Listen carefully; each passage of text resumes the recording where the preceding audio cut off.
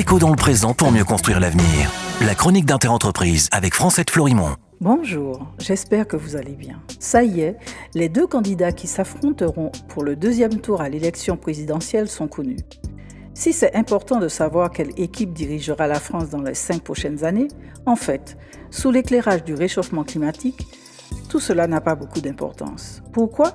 Parce que, quel que soit le ou la politique qui prendra les rênes de la France, soit les changements se feront sous la contrainte, en faisant payer le prix fort aux classes moyennes et basses, parce que les plus aisés ne voudront pas perdre leurs prérogatives, nous entrerons alors dans une période de grande instabilité en France, mais aussi dans le monde. Soit les changements se feront également sous la contrainte, mais en faisant supporter son coût par les classes aisées. Pourquoi ? Parce que les ménages aisés ont une empreinte écologique plus forte que les autres. C'est connu, 10% des ménages les plus riches du monde sont responsables de plus de la moitié des émissions de carbone mondiales depuis 1990, simplement en raison de leur style de vie.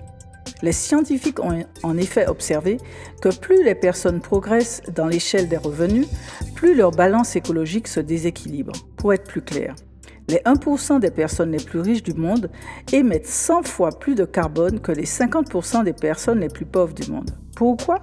Parce que les personnes les plus aisées ont de grandes maisons, des voitures de luxe, des jets privés, font de nombreux voyages de par le monde, consomment davantage de produits importés, etc. Leur surplus de revenus ne leur rapporte rien en matière de bien-être. En effet, quand les personnes fortunées ont plus d'argent qu'elles ne puissent en dépenser, elles l'investissent dans des industries expansionnistes écologiquement dévastatrices. C'est une réalité, un constat, qui dépasse les clivages droite-gauche ou extrêmes.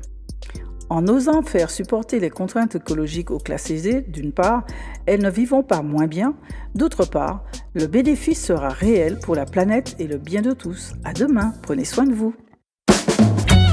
Déco dans le présent pour mieux construire l'avenir. La chronique d'Interentreprise avec Francette Florimond.